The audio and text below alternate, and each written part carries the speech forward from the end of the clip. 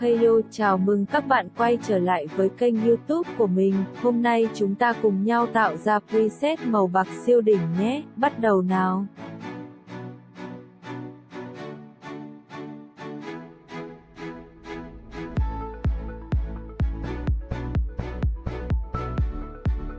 Video này nhanh thôi, cố gắng xem hết nha, sau đó xem mô tả để nhận quà nhé.